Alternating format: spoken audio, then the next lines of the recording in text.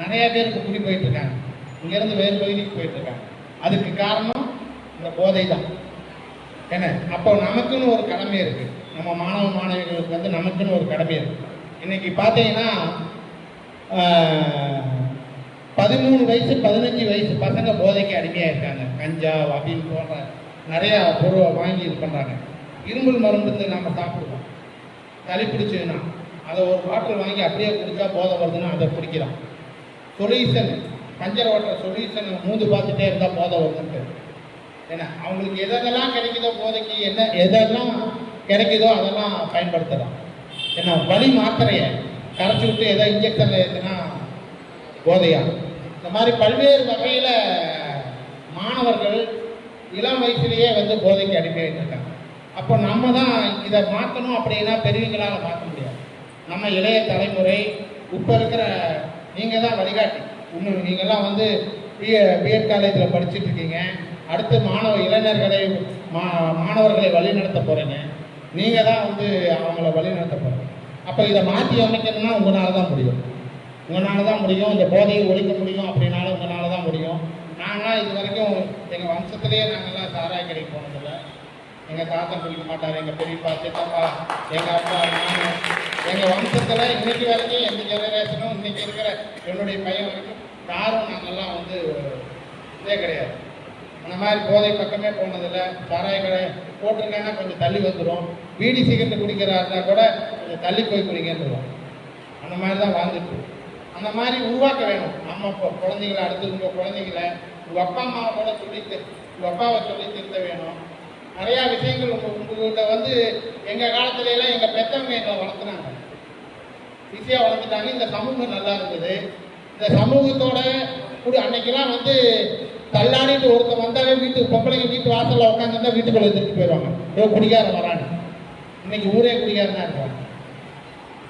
அப்போது இந்த சமூகத்தை மாற்றணும்னா எங்ககிட்ட நாங்கள் வந்து உங்கள் வயசில் இருக்கும்போது எங்களுக்கு அந்த பிரச்சனை இல்லை, அந்த சுமைகள் இல்லை. ஏன்னா போதைகள் வந்து அது யாரோ ஒருத்தர் இருப்பாங்க, 100ல் ஒருத்தர் இருப்பான், 1000ல் ஒருத்தர் இருப்பாங்க. இன்னைக்கு ஒரு சமூகமே பெரிய மாற்றத்தை ஏற்படுத்துது. அப்போ உங்கள் கடையில் உங்கள் தலைமையில பெரிய சுமை இருக்குது. இந்த சமூகத்தை மாற்றி ஆகணும். இந்த சமூகத்தில் இருக்கிற இளைஞர்களை மாற்றி ஆகணும். அப்படின்னா கட்டாயம் உங்கள் வீட்டில் இருக்கிற அண்ணன் தம்பியாக இருந்தாலும் இல்லை தகப்பன் அப்பாவாக இருந்தாலும் அவங்கள போதையிலிருந்து விடுவிக்கிறதுக்கான முயற்சியை நீங்கள் பண்ண வேணும். பக்கத்து வீட்டுக்காரனாக இருக்கலாம், நிறையா எத்தனை பேர் இருந்தாலும் உங்கள் கண்ணில் படுறவங்களெல்லாம் மாற்றத்துக்குண்டான முயற்சியை நீங்கள் பண்ண வேணும். ஏன்னா இப்போ உங்கள் மேலே பெரிய பாரம் இருக்குது. இந்த சமூகம் பொருளாதார மாற்றம் பயங்கரமாக இருக்குது. இந்த எதிர்காலத்தில் நீங்கள் இந்த பொருளாதார சிக்கல்லேருந்து தப்பிக்க வேணும் அப்படின்னா இந்த போதையை ஒழிக்க வேணும். உங்கள் அம்மா கடன் வாங்காமல் உங்களை வளர்த்தணும் அப்படின்னா இந்த போதையை ஒழிக்க வேணும். ஏன்னா நீங்கள் கடன்காரங்களாம் எதிர்காலத்தில் மாறாமல் இருக்கணும், நாங்கள் கடன்காரங்களாம் மாறாமல் இருக்கணும் அப்படின்னா இந்த போதையை ஒழிக்க வேணும்.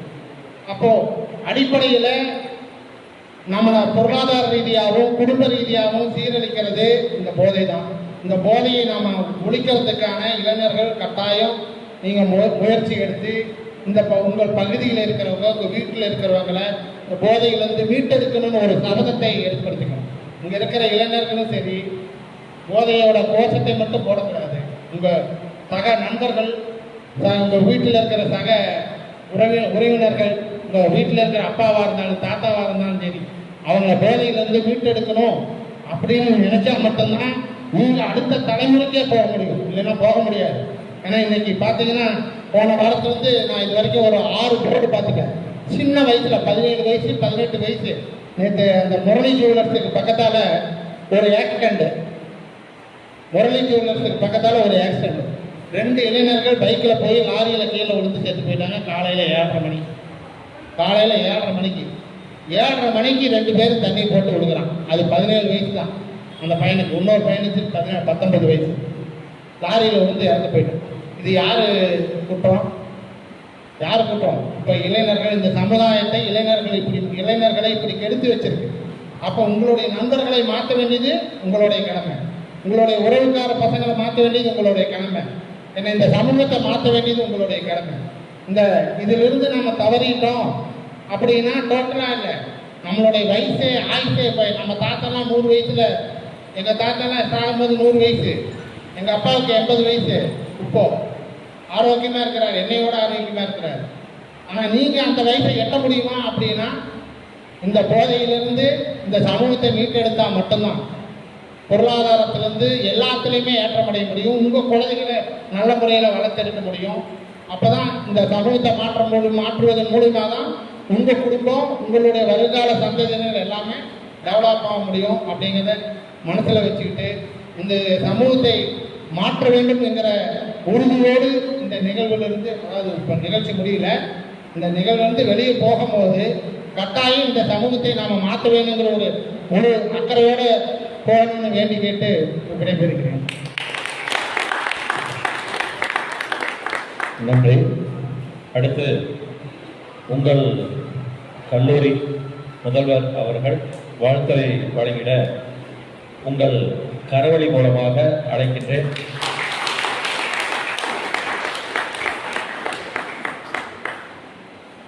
தமிழ் சிந்தனை பேரவை, குமாரபாளையம், தமிழ்நாடு அரசு காவல்துறை மற்றும் நமது அரசு கல்வியியல் கல்லூரி மூன்றும் இணைந்து நடத்தக்கூடிய இந்த drug awareness program and rally.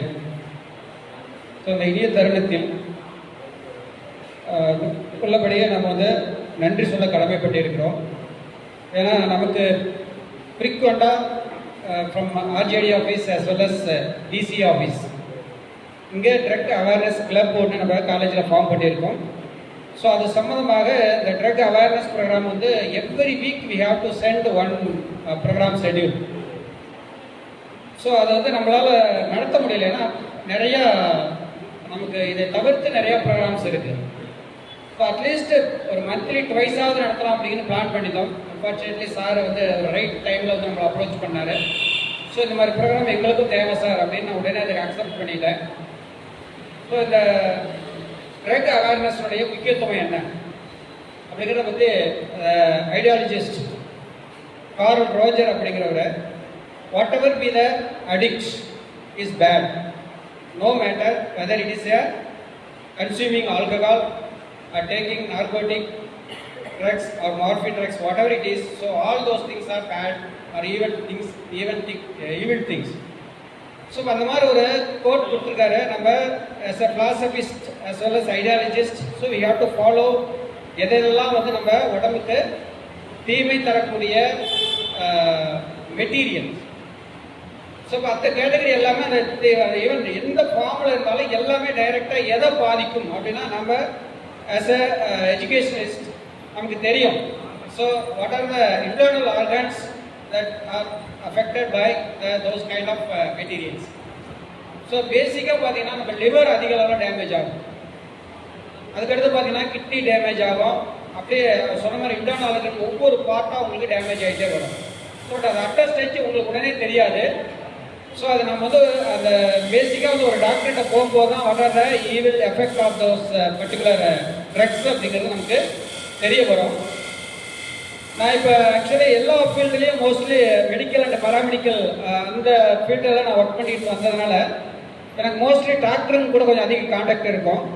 அந்த பர்டிகுலர் இதில் நிறைய இந்த மாதிரி ட்ரக்குக்கு அடிக்ட் ஆகி வரவங்களுடைய அந்த ஸ்டேஜ் என்ன சொல்லுவாருன்னா அவர் it's a kind of brain defect, மூளை குறைபாடு தான். ஏன்னா ஒன்ஸ் தேர் எப்படி ஸ்டார்ட் பண்ணுவாங்க ஒரு ட்ரக்குக்கு எப்படி அடிமையாவாங்கன்னா முதல்ல they have started the pleasant way by the compulsion of their peer group.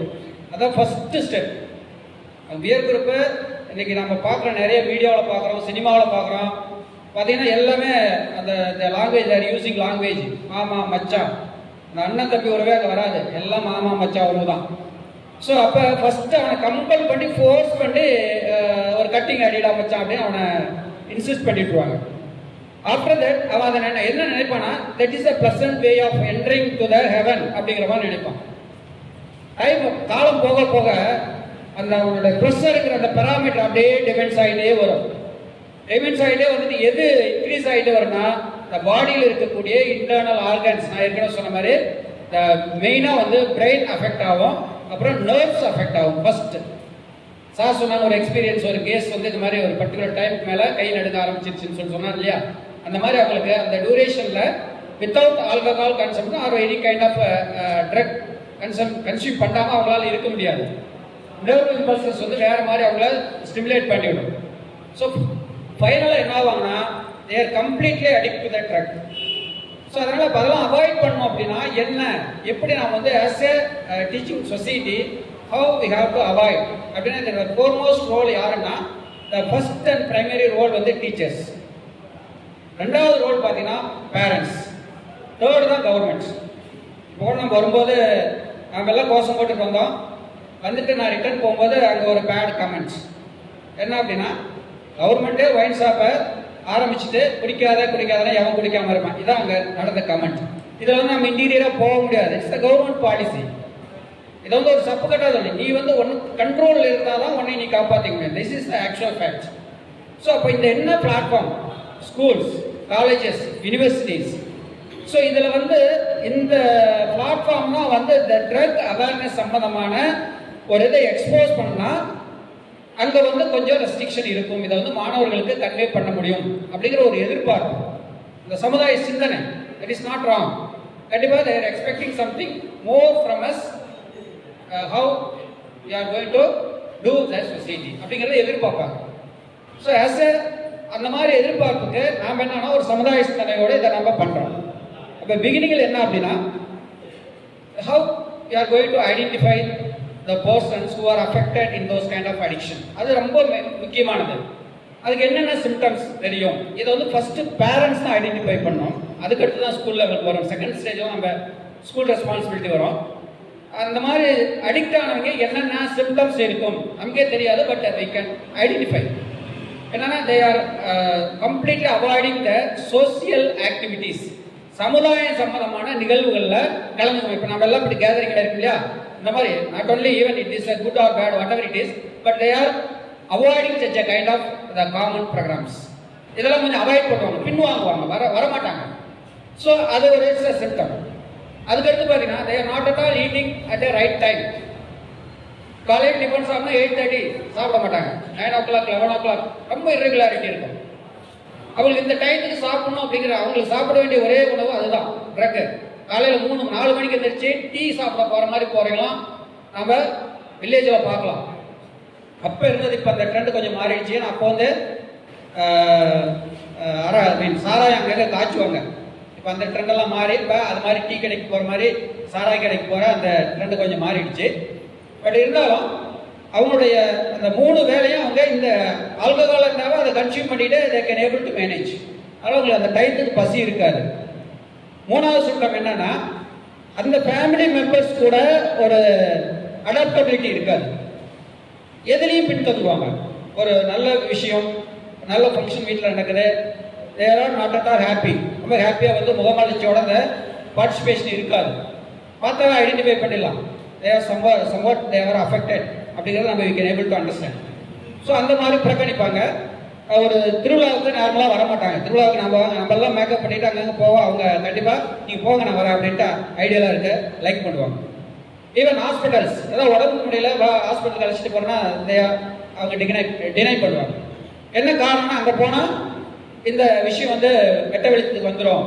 So அதனால் they avoid to go to hospital.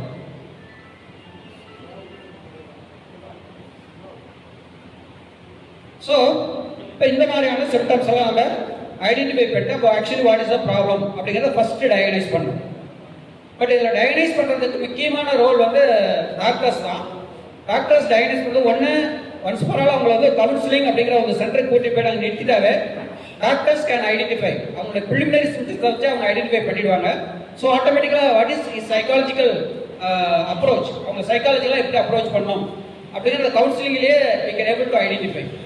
So அதை கண்டுபிடிச்சிட்டு டாக்டர் கேட்கும்போது உங்களுக்கு வந்துடுவாங்க, this kind of alcohol I already consume for a long time அப்படிங்கிறத அவங்க ஓப்பனாக சொல்லிடுவாங்க. ஏன்னா அந்த அளவுக்கு டாக்டருடைய கவுன்சிலிங் இருக்கும், நான் கூட இருந்திருக்கேன். ஸோ அதுக்கு அடுத்தபடி என்னன்னா in case failure they cannot able to interpret there voice அப்படிங்கிற பட்சத்தில் அந்த அளவுக்கு அடிக்ட் ஆகி ரொம்ப மோசமாக போயிட்டாங்க, அவங்களால பேசவே முடியலன்னா வாட் இஸ் த நெக்ஸ்ட் ஸ்டேஜ்னா ஆட்டோமேட்டிக்காக அவங்களுடைய பிளட் வச்சு நம்ம சாம்பிள் எடுத்து டெஸ்ட் பண்ணாவே what kind of drugs they have consumed ஈஸியாக ஐடென்டிஃபை பண்ணிடலாம். So these are the ways to identify the symptoms of a particular drug addict person. So அதுக்கு நாம் as a educationalist or other department what we have to do அப்படிங்கிறத பார்த்தீங்கன்னா is a foremost role of each and every individual as well as every citizen. Way of giving counselling தான், counselling, advice, இந்த மாதிரி பல mode இருக்கு.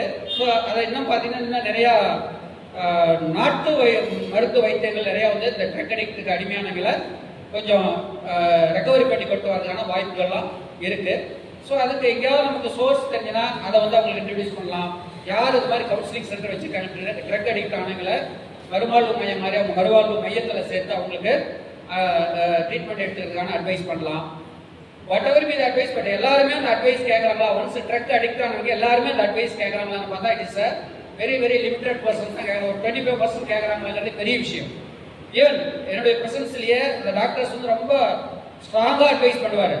உங்கள் லங்ஸ்லாம் ரொம்ப வீக்காக இருக்கு, நீங்கள் இந்த ஸ்டேஜுக்கு மேலே if you are going to consume that particular drug கண்டிப்பாக வந்து ரொம்ப ஃபேட்டல் கண்டிஷனுக்கு நீங்கள் போகக்கூடிய சூழல் இருக்கும், இன்னைக்கு இறக்கக்கூடிய சூழலோட வரும். நல்லா அழகாக கேட்டுருவாங்க, இனிமேல் நான் குடிக்கவே மாட்டேன் சார் அசூரன்ஸ் பண்ணிட்டு வருவாங்க. பட் வெளியில் போயிட்டு திரும்ப அடுத்த டைம் வரும்போது பார்த்தீங்கன்னா அங்கே ட்ரக் அடிச்சுட்டு தான் உள்ள வருவாங்க. கடைசி அவங்க நிலைமை எங்கே போகணும், கடைசி டெத்லாம் போய் முடியும். இந்த சர்வைவல் ஆஃப் லைஃப்ங்கிறது வாய்ப்பே இல்லாமல் போயிடும். ஸோ அந்த மாதிரியான இந்த ட்ரக் அடிக்ட்டுக்கு அந்த அடிமையானவர்களை நாம் ஹேண்டில் பண்ணுற விதமும் சம்வாட் டிஃப்ரெண்டாக இருக்கணும். ஏன்னா அவங்களுடைய அந்த சிம்டமேட்டிக் இதுன்னு பார்த்தீங்கன்னா சாதாரண விஷயத்துக்கு ஹைலி அக்ரெசிவாக பிஹேவ் பண்ணுவாங்க. அதே மாதிரி அவங்க அந்த செல்ஃப் எஸ்டீம் செல்ஃப் ரெஸ்பெக்டை தொடக்கூடிய நிகழ்வில் ரொம்ப சைலண்டாக இருப்பாங்க. அப்போ நம்ம இதை வச்சு ஐடென்டிஃபை பண்ணிடலாம், ஏன் இவன் வந்து இவ்வளோ சைலண்டாக அடிக்க வாசிக்கிறான். Everything gone, very waste of time, waste of money, waste of his self respect, waste of his self esteem எல்லாமே போயிடும். அதுக்கு மேலே அவன் முற்றம் தொடங்கும் வரை ஒரு முனிவர் சொல்லுவாங்க இல்லையா, அது மாதிரி இங்கே ஒரு சமுதாயத்தில் நமக்குன்னு ஒன்றுமே கிடையாது, நம்ம எல்லாத்தையும் இழந்துட்டோம். ஸோ இனிமேல் நம்மளுடைய கடைசி நிலைமை என்னன்னா டெத், அந்த ஸ்டேஜுக்கு வந்துடுறாங்க. ஸோ அந்த மாதிரி இருக்கிறவங்கெல்லாம் கொஞ்சம் ஐடென்டிஃபை பண்ணி இந்த போதை மறுவாழ்வு மையம், இந்த மாதிரி கவுன்சிலிங் சென்டர்ஸ், அதுக்கெல்லாம் நம்ம அவங்களுக்கு கொஞ்சம் வழிகாட்ட வேண்டும். Let us come to the school level. School லெவலில் இந்த மாதிரியான நிறையா சாக்லேட் ஃபார்மில் நிறைய ட்ரக்ஸ் இருக்கிறதா நான் கேள்விப்பட்டேன். அது ஒரு சில இடத்துல காவல்துறை மூலமாக கண்டுபிடிக்கப்பட்டு அதை நீங்கள் பேப்பர் நியூஸ்லாம் பார்த்துருப்பீங்க. அதனால தான் நான் நம்ம மாணவர்களுக்கும் மற்றவர்களுக்கு அறிவுரை சொல்லக்கூடிய அந்த ஸ்டேஜில் இருக்கீங்க. மற்றவர்களை திருத்தக்கூடிய நிலையில் அந்த சமுதாயத்திற்கு நிறைய கருத்துக்களை எடுத்து சொல்லக்கூடிய இடத்துல ஒரு ஆசிரியர் கல்வி மாணவர்கள் இருப்பதன் காரணமாக அவங்களுக்கு அப்பப்போ அந்த அட்வைஸ் நான் வந்து கூறிக்கொண்டே இருப்பேன். நீங்கள் இங்கே இந்த மாதிரி நிகழ்வுலாம் நடக்குது, நீங்கள் ரொம்ப கேர்ஃபுல்லாக, நீங்களும் அதில் இன்வால்வ் ஆகக்கூடாது, மற்ற மாணவர்களும் நீங்கள் முன்னுதாரணமாக இருக்க வேண்டும். ஸோ அதுக்காக இந்த பிளாட்ஃபார்ம் நமக்கு அமைச்சு கொடுத்துருக்காங்க. இன்னைக்கு ஆக்சுவலி ஒரு ஆசிரியர் கல்வி நிறுவன மாணவர்களை இந்த மாதிரியான ஒரு அருமையான ஒரு ப்ரோக்ராமுக்கு அழைத்ததனுடைய முக்கிய நோக்கமே you have to transform that particular kind of knowledge to the next generation. அதுதான் ரொம்ப முக்கியம். அதுக்காக தான் இந்த பிளாட்ஃபார்ம் நமக்கு அமைச்சு கொடுத்துருக்காங்க. எனவே அந்த எதிர்பார்ப்பை நீங்கள் அனைவரும் எதிர்கால ஆசிரியர்களாக உங்கள் வகுப்பு மாணவர்களிடம் ஏதாவது இந்த மாதிரி ஏதாவது மிஸ்பிஹேவியரிசம் ஆர் ட்ரக் அடிக்ஷன் இருக்காங்க அப்படிங்கிறத நீங்கள் ஐடென்டிஃபை பண்ணிங்களா, அதை ஹேண்டல் சைக்காலஜிக்கல் மன ரீதியாக அதாவது மன உளவியல் ரீதியாக அதை எப்படி கையாள வேண்டும் அப்படிங்கிறதெல்லாம் கொஞ்சம் எக்ஸ்பர்ட்டாக மாறி அவங்களுக்கு எந்த வகையான அறிவுரைகள் வழங்க வேண்டும், அவர்களை எவ்வாறு திருத்த வேண்டும் என்பதெல்லாம் கைதேர்ந்த ஆசிரியர்களாக மாற வேண்டும் என்பதை என்னுடைய வேண்டுகோளாக வைத்து இந்த வாய்ப்பு அளித்தமைக்கு நன்றி கூறி விடைபெறுகிறேன். வணக்கம். தேங்க்யூ.